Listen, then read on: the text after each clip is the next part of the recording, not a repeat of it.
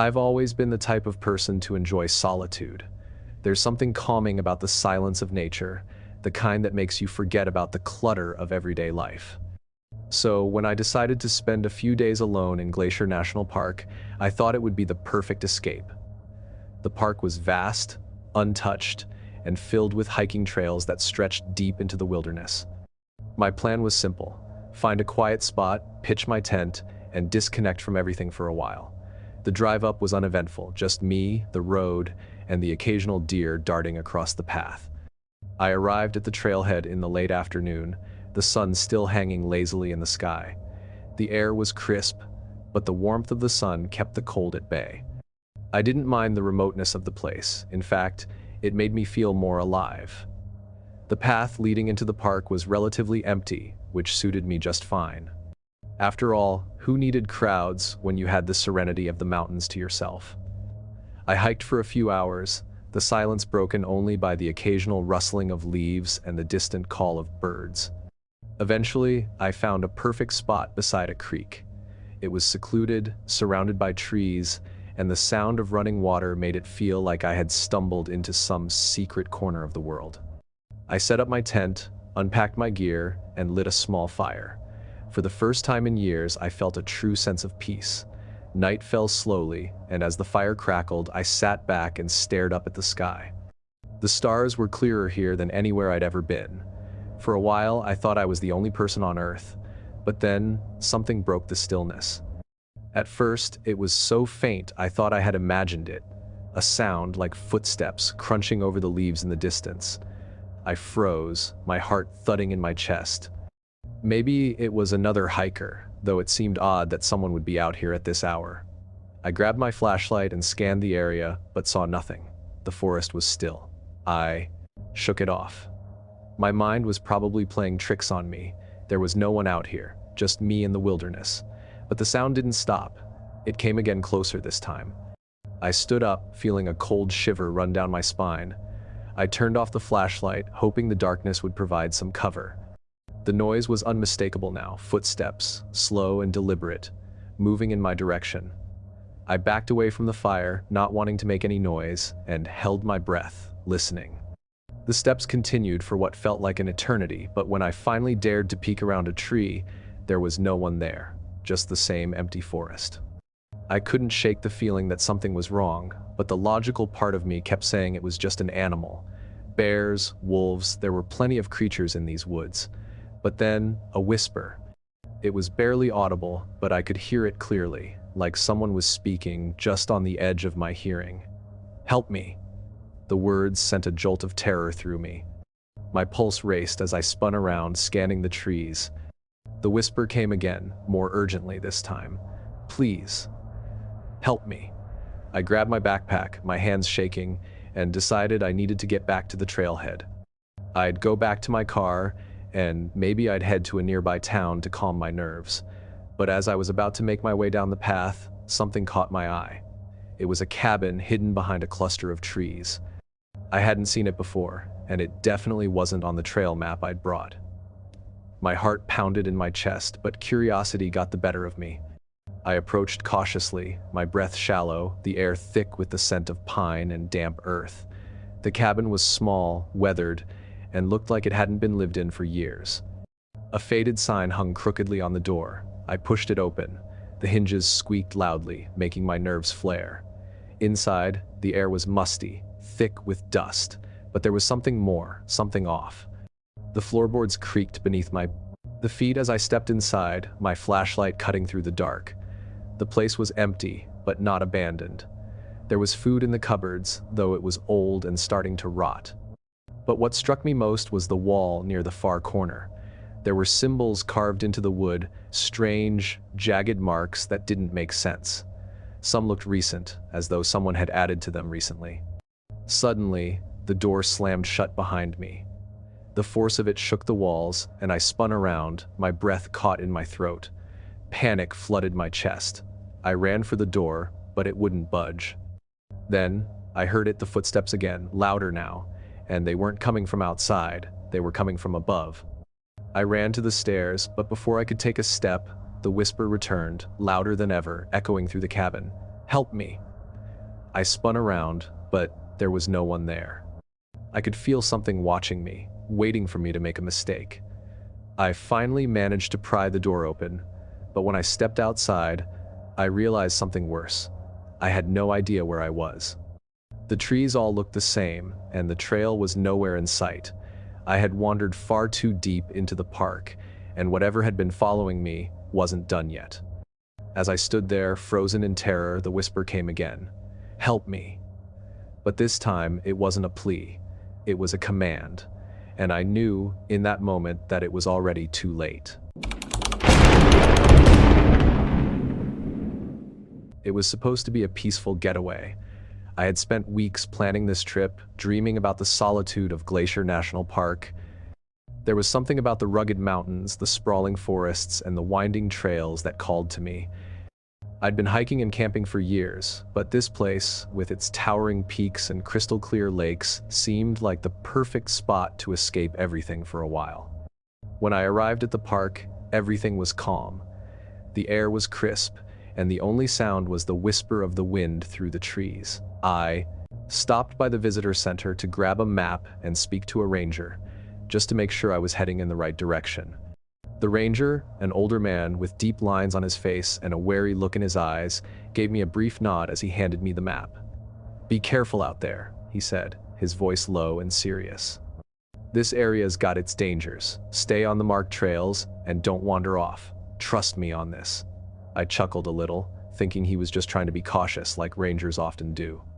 "I've been hiking in remote places before," I told him, reassuring myself more than him. He didn't smile. He just nodded once and said, "If you see anything strange, don't ignore it. Turn back immediately." I gave him a polite nod, grabbed my gear, and set off. But his words lingered in the back of my mind, like a shadow that wouldn't quite go away. I figured it was just park protocol. Maybe there were some wild animals in the area or unstable weather conditions. Nothing I couldn't handle. The first day was perfect. I followed the trail along a pristine river, listening to the water rush over rocks, breathing in the fresh, pine-scented air. There were few other hikers, just the occasional passerby. I felt disconnected from the world, which was exactly what I wanted. But as the sun began to dip below the mountains, something started to feel off. The forest grew eerily quiet, like the usual chorus of birds and insects had suddenly gone silent. I brushed it off as just the changing time of day, but then I noticed something else. The shadows seemed to stretch longer than they should have. The trees, which had once looked inviting, now seemed to loom overhead like silent sentinels. And then I heard it. A faint rustling behind me, soft at first, then louder, like something or someone was moving through the brush just off the trail. I stopped, heart hammering in my chest, but when I turned around, there was nothing. The trail behind me was empty. I shrugged it off. Probably just a deer or some other animal. I kept walking, my footsteps echoing on the dirt path. But the rustling didn't stop. It grew more rhythmic, like it was deliberately following me. I quickened my pace, trying to ignore the feeling creeping up my spine. My head snapped around every few seconds, scanning the darkening woods. I couldn't shake the sensation that I was being watched. By the time I reached the small clearing where I planned to camp, the sun was setting completely. The sky was painted in streaks of orange and purple, but the shadows in the woods were growing longer, stretching toward me like fingers. I set up my tent, my hands moving mechanically as my mind raced. The moment the fire was lit, the atmosphere shifted. The warmth from the flames felt small compared to the cold that had settled into the forest. I tried to relax, eating a small meal and glancing at my map, but the eerie feeling lingered. The rustling was back, closer now, almost right behind me. My heart skipped a beat. I turned quickly, hoping to catch a glimpse of whatever it was. Nothing. I stood, staring into the dark woods, my breath coming faster. There was no wind, no reason for the branches to be moving. My eyes darted to the edge of the trees, where the shadows were darkest. I swear I saw something there, something moving just beyond the fire's light. A figure, tall and thin, hunched over like it was crouching, but when I blinked, it was gone. I grabbed the flashlight from my pack and shone it into the trees, my hand trembling. There was nothing. only the rustling wind. But this time, it didn't feel natural. I sat down, heart racing, trying to shake the feeling of being watched. Just as I was about to crawl into my tent, I heard it. A voice, soft, almost imperceptible but unmistakable. "Leave." It was a whisper, carried on the wind, and it came from somewhere deep in the woods. I froze, my blood running cold. The voice was low, hoarse, almost pleading. I ran to the tent, zippered it shut, and tried to ignore the sensation of something lingering just outside. I didn't sleep much that night. Every creak of the tent, every gust of wind that shook the trees, had me on edge. I kept hearing the voice, though faint, urging me to leave. By morning, I was exhausted but convinced I had to push on. I packed up quickly, eager to put the strange experience behind me. But as I began hiking again, I realized something. The trail had changed. It was wrong. The landmarks I had passed on the way in were gone. The trees didn't look familiar anymore. The path had taken me somewhere I didn't recognize. Panic set in as I realized I wasn't on the trail anymore. I had wandered off. My mind flashed to the ranger's warning: if you see anything strange, don't ignore it. I should have turned back. I should have listened. But as I started retracing my steps, I heard it again, the voice. But this time, it wasn't a whisper. "Help me." I turned toward the sound, and for the first time, I saw it. A figure, hunched and twisted, its face hidden in the shadows. It was standing at the edge of the trail, unmoving. I stumbled backward, my breath coming in ragged gasps. It didn't move. It just stared at me with eyes I couldn't see. Suddenly, the ground beneath me gave way. I fell, tumbling down a steep incline, rocks scraping my skin. When I hit the ground, I looked up, disoriented, and found myself at the edge of a small, hidden cabin. I could hear it again, the voice, but it was louder now. "Help me." I didn't want to go inside. I didn't want to get closer. But I knew I had to. I had to know what was calling me. And as I stepped toward the cabin, I heard a door creak open. I never made it inside. I never thought I'd be the kind of person to get scared in the wilderness. Hiking alone had always been my thing, peaceful, quiet, just me and the vast, open air. But Glacier National Park in winter is something else entirely. The snow drapes over the land like a heavy, silent blanket, and the cold air bites through your jacket, making even the most mundane task feel like a challenge. I arrived at the park in early December, hoping to escape the noise of the city for a few days. I'd read about the quiet beauty of the park in winter, how the trails, usually crowded with tourists in the warmer months, became empty and serene. That was the plan. Solitude. To hike the less traveled routes, find a cabin or a secluded spot, and just be alone. When I got to the trailhead, the world felt so still, it was almost unnatural. The snow was undisturbed, a perfect, smooth layer covering the earth. The sun was low in the sky, casting long shadows that stretched out in all directions. The only sounds were the crunch of my boots in the snow and the occasional gust of wind through the trees. At first, it was peaceful, like something I'd imagined when I planned the trip. The solitude was exactly what I wanted. But as the hours passed, something began to feel off. The silence was too complete, the snow too untouched. I couldn't shake the feeling that I wasn't truly alone. I brushed it off as my imagination. It was easy to feel that way when you were so far from civilization. The wilderness had a way of making you feel small, insignificant. But it wasn't until I set up camp near a frozen creek that things started to shift. The sun had disappeared behind the mountains, and the temperature plummeted. I sat by the fire, trying to warm my numb fingers, when I heard something that made my blood run cold, a faint sound like footsteps crunching in the snow. At first, I thought it was a trick of the wind or maybe a snowdrift shifting, but then it happened again. Clearer this time, someone or something was walking just beyond the trees. I stood up slowly, my heart racing, and scanned the area with my flashlight. The beam cut through the night, but there was nothing, only the thick, snow-covered forest. Probably just a deer, I muttered to myself, trying to calm the rising anxiety in my chest. But the footsteps didn't stop. They were moving closer now. I decided to ignore it. Maybe it was a fellow hiker, though I hadn't seen anyone on the trail all day. I turned back to the fire, trying to convince myself it was nothing. But the footsteps continued, and they sounded deliberate, like they were being made by something that knew exactly where I was. The cold seeped deeper into my bones, and my breath came faster. I couldn't shake the feeling that whatever was out there was watching me. I couldn't stop myself from glancing over my shoulder every few seconds, scanning the edge of the trees. Then, for a moment, I thought I saw a shape, just a flash of dark movement, like something or someone darting behind the trees. I didn't wait around to investigate. I grabbed my pack, stuffed it into my tent, and zipped myself inside. The fire was still crackling outside, but I couldn't help but stare at the entrance to my tent, half expecting to see someone or something standing there. The rest of the night passed in tense silence, with every snap of a twig or shift in the wind making my heart leap into my throat. But eventually, I fell into a restless sleep, unsure if I was dreaming or not. The next morning, I woke to find the world covered in a fresh layer of snow. The forest was eerily quiet, the only traces of movement being my own footprints from the night before. But as I packed up my things, I noticed something strange. The trail I had made was incomplete. Some of my tracks had been erased, as though something had stepped in the snow and covered them.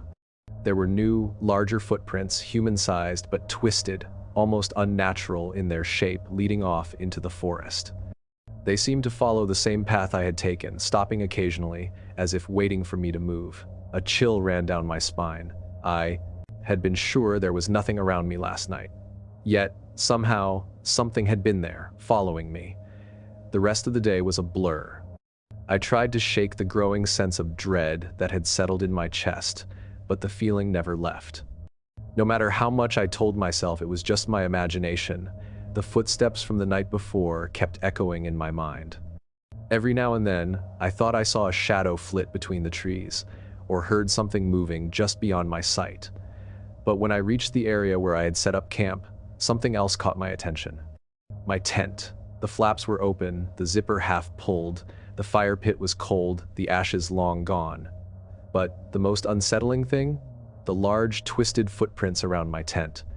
They were much closer than before, almost as if whatever had been following me had been waiting for me to return. I stood frozen, staring at the prints in the snow, my heart pounding in my chest. The realization hit me like a punch. The tracks weren't random. They were following a pattern, a circle, drawn around my tent, as if whoever or whatever was out there had been circling me. I didn't wait to find out what happened next. I grabbed my things, leaving my camp behind, and started back down the trail, desperate to get out of the wilderness. But no matter how fast I walked, no matter how much I tried to ignore it, the feeling never left. I could still hear the footsteps. They were behind me, and they were getting closer. I've always been someone who loves nature. The quiet beauty of it, the vastness of the mountains, the isolation. I thought a trip to Glacier National Park would be the perfect way to disconnect from the grind of daily life. A solo adventure, just me and the wild landscape. I was wrong. The park was everything I had hoped for at first. Majestic mountains, clear blue skies, the rush of waterfalls in the distance. I spent the first few days hiking along well-marked trails, snapping pictures, breathing in the fresh air. The kind of peace you can only get when you're far away from the noise of civilization. But as I walked further into the park, away from the crowds, things started to feel off. At first, it was small things, like how the woods felt unnaturally quiet, the kind of quiet that presses in on you, making you feel like you're being watched. The trees were so dense and the trails so isolated that I felt completely alone. Not in a peaceful way, but in a way that made my skin crawl. One night, I stayed at a campsite that was off the beaten path. The campground was almost deserted, just me and a few scattered campers, and none of them seemed to stick around for long. I didn't think much of it. People come and go in national parks all the time. But as I settled into my tent that night, I began to hear noises. At first, it was nothing, a distant crackling sound, maybe a twig breaking underfoot. I tried to ignore it, convinced it was just an animal. But then it got closer. It sounded like footsteps, slow and deliberate, circling around my campsite. My breath caught in my throat. I checked the zipper on my tent, making sure it was tightly closed. The footsteps stopped. I held my breath, listening, but all I could hear was the rustling of the wind in the trees. I convinced myself it was just my imagination playing tricks on me, maybe a deer or something, maybe just the wind. But then the whispering started. It was faint at first, like voices murmuring just beyond the edge of my hearing. Not human voices, more like something else. I couldn't make out the words, but I could feel the tension in them. The voices were low and guttural, filled with an anger I couldn't place. It felt like they were calling to me, beckoning me to step out of the safety of my tent. I kept my eyes on the tiny beam of light from my flashlight, clutching it like a lifeline. I knew I couldn't stay here, but I didn't dare leave the tent either. So I waited, my heart hammering in my chest, praying that whatever it was would move on. The next morning, the campsite was eerily quiet. I found a few footprints near the edge of my tent, but they didn't look like they belonged to any animal I recognized. They were too large, too human-like. I tried to tell myself it was nothing, but the chill in my spine wouldn't go away. I packed up and decided to head back to the main trail. I figured I was just tired, maybe running on too little sleep. But the feeling of being followed only got worse. Every step I took, I felt eyes on me, watching from the trees. I couldn't shake the sensation, like there was something lurking just beyond my sight, waiting for the moment I would drop my guard. By the time I made it to the main trail, the sun was starting to set, painting the sky with eerie shades of red and orange. I was relieved to see other hikers, at least. But as I passed by them, something strange happened. One woman, a little older than me, stopped me. She looked at me with wide, frantic eyes, and her voice trembled when she spoke. "You're alone?" she asked. I nodded, confused by her urgency. "You should leave the park," she said quickly. "There are things out there, things that follow you. You won't hear them, but they'll follow. They won't stop until they get you." Before I could respond, she turned and walked away, disappearing into the shadows of the trees. I stood there for a moment, trying to process what she'd said, but it didn't make any sense. I decided to press on, but the closer I got to the park's edge, the more it felt like the world around me was closing in. The trees loomed taller, the air heavier. I couldn't shake the feeling that I wasn't alone anymore. Every rustle of leaves, every snap of a twig sent my heart racing. I finally made it back to the main road, but the sensation of being watched didn't go away. It felt like something had been with me all along, hidden just out of sight, waiting for me to let my guard down. I wanted to drive straight to the nearest town, to forget everything. But as I looked up at the distant peaks of Glacier, now silhouetted against the darkening sky, I couldn't help but feel that the park wasn't done with me. Maybe I had left the woods, but the woods hadn't left me.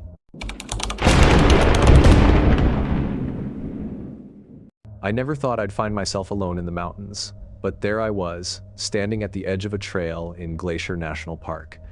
It was meant to be a simple weekend getaway, a way to clear my head, escape the noise of city life.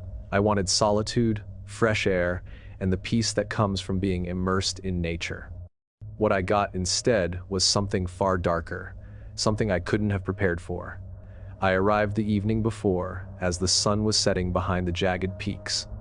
The sky was painted with orange and purple hues, and I thought it was the perfect way to begin my adventure. The park was quiet, more so than I expected. I checked into a small lodge near the edge of the park. It was rustic but charming, and the owner, a friendly man in his late 50s, gave me a warm greeting. His eyes lingered just a little too long, and I couldn't shake the feeling that he knew something I didn't. "Heading up into the backcountry, are you?" he asked, his voice low, almost as if he was warning me. "Yeah, just taking a hike tomorrow," I said, trying to brush it off as normal. "Be careful," he added with an odd smile, before disappearing into the back. The next morning, I started my hike early, the sun barely peeking over the horizon. The trail was wide and well-marked at first, and I felt the usual thrill of a new adventure, the scent of pine in the air, the sound of my boots crunching on the dirt path. The mountains, majestic and ancient, loomed overhead, and I felt small but content in their presence. As the day wore on, the trail narrowed and became less defined. I should have turned back, but the idea of finding something remote, untouched by the crowds, kept pushing me forward. The woods grew denser, the silence more oppressive. It was the kind of silence that starts to feel wrong. My footsteps were the only sound for miles, and every now and then, I'd catch myself looking over my shoulder, as if someone was walking just behind me. But when I stopped and listened, there was nothing, just the wind and the rustling of leaves. Hours passed, and I found myself farther and farther from the trailhead, the landscape opening up into a wide, isolated valley. The path here wasn't so much a trail anymore, but a series of faint markers on trees and rocks. That's when I started hearing it. At first, it was just a soft, thudding sound. I dismissed it as my imagination, maybe the distant beat of a woodpecker or something else, an animal, perhaps. But the sound didn't stop. It grew louder, closer. Thud, thud, thud. My heart began to race, and I looked around, trying to locate the source of the noise. It was coming from behind me, from the thick trees. I stopped dead in my tracks, trying to steady my breathing. Nothing. No movement. No rustling. Just the stillness of the forest pressing in on me. My instincts screamed at me to turn back, but I didn't. I couldn't. Some strange, stubborn curiosity kept me going. The trail began to split, leading into two different directions. One path seemed to ascend sharply, while the other veered into a darker part of the woods. Against all sense, I chose the darker path. The thudding continued, now accompanied by a low, guttural sound that seemed to vibrate the very air around me. I was no longer alone in these woods. As I walked deeper, the shadows grew longer, and I noticed the trees were thinner here, the ground softer and more treacherous. My boots sank with every step, and I had to watch my footing carefully. That's when I saw it, the figure, standing just beyond the trees. At first, I thought it was a person, a hiker, someone who had wandered off the trail. But as I got closer, I realized that something was wrong. The figure was still, too still. I called out, my voice shaky. "Hey, are you okay?" No response. The figure didn't move. I stepped closer, my heart pounding in my chest. Then, I saw it, the face, hollow, dark eyes, skin pulled tight over a skull-like frame. Its mouth was slightly open, as though it had been waiting for something or someone. I froze. Suddenly, the figure lurched toward me with an unnatural speed, and I spun on my heels, running as fast as I could. My breath was ragged, my chest tight with panic. The thudding sound now seemed to surround me, like something was chasing me, drawing closer with each frantic step. The trees around me blurred as I sprinted down the path, the shadows closing in. The ground beneath my feet seemed to shift, almost as though the earth itself was trying to swallow me whole. I stumbled over roots, tripped over rocks, and yet I couldn't shake the feeling of being followed. The thudding grew louder, closer, until it felt like the sound was inside my head. I ran until my legs burned, until I could barely breathe, and then, just when I thought I couldn't take it anymore, I reached a clearing. The sunlight pierced through the trees, and I collapsed to the ground, gasping for air. I didn't dare look back. I stayed there for hours, too terrified to move, too afraid to breathe. The forest had fallen completely silent again, but the weight of the dread pressing on me never left. When I finally gathered the strength to stand, I made my way back to the lodge, my heart still racing. The sky was already darkening, and the quiet of the mountains felt even more suffocating now. I don't know what I saw out there. I don't know if it was a hallucination or something far worse. But when I left the park the next morning, I felt that same feeling of being watched, of something following me. It hasn't stopped since. I don't. I know if I'll ever feel safe again. I'm not sure what I was expecting when I decided to take that solo trip to Glacier National Park. I'd read about its stunning beauty, its vast wilderness, and the solitude it offered. I was looking for an escape, a chance to clear my mind and reconnect with nature. But looking back now, I can't help but feel that the park wasn't meant for me. It had a different kind of beauty, one that is not kind to anyone who steps too far into it. The first day was perfect. The sun was shining and the air was crisp, carrying the scent of pine and earth. My guide, an older man named Greg, had been friendly enough when I met him at the trailhead. He'd given me some tips and advice, making sure I had everything I needed. I'd chosen a less popular trail that took me deep into the backcountry, away from the main tourist spots. Greg had warned me it would be a more challenging hike, but I was eager to experience the park in its rawest form, away from the crowds. By midday, we were far from the familiar trail markers, the forest around us dense and thick with trees. It was quiet, unnervingly quiet, the kind of silence that makes you question if something's wrong. But Greg didn't seem bothered. He kept walking, telling me stories about the park's history and wildlife, though his voice felt distant, as if he wasn't really there. I figured it was just the isolation getting to me. We made camp near a small clearing just as the sun began to dip below the horizon. Greg set up the fire, and we ate in silence. The only sounds were the crackling of the fire and the occasional rustle of wind through the trees. It should have been peaceful, but there was something off. Something in the air felt wrong. Maybe it was just the fatigue or the strange quietness, but I couldn't shake the feeling that we were being watched. I kept glancing over my shoulder, expecting to see someone behind me, but there was nothing. Just trees, the kind of trees that felt like they were closing in on us. That night, I woke up to the sound of footsteps outside my tent. It was late, well past midnight, and I had been drifting in and out of sleep. The footsteps weren't loud, but they were distinct, slow, and deliberate, as if someone was pacing around our campsite. I lay still, trying to convince myself it was just an animal, maybe a deer or a bear.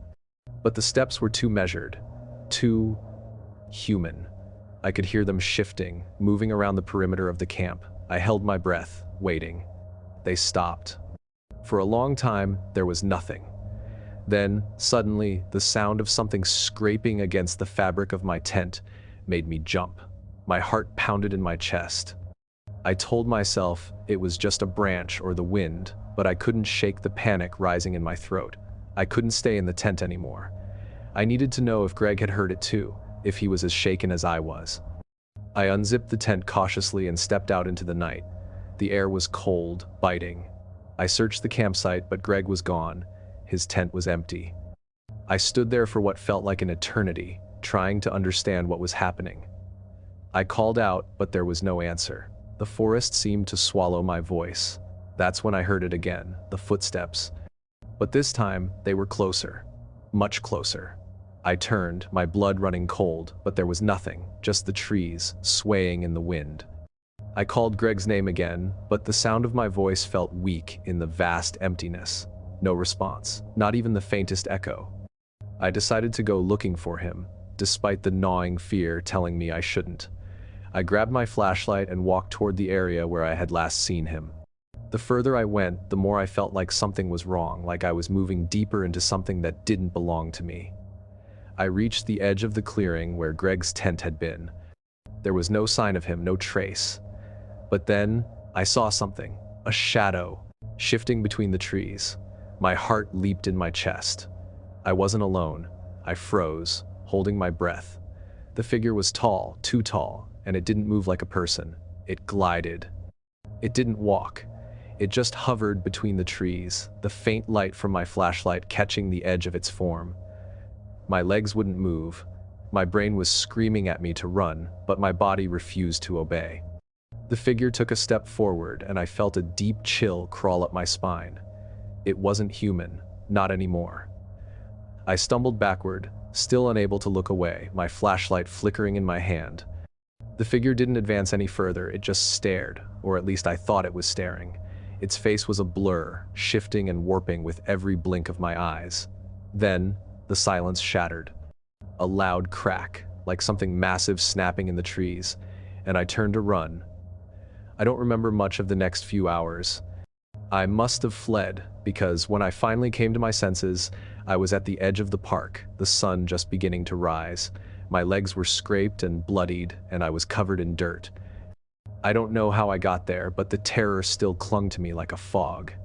I've been back to the park once since then, though I didn't stay long.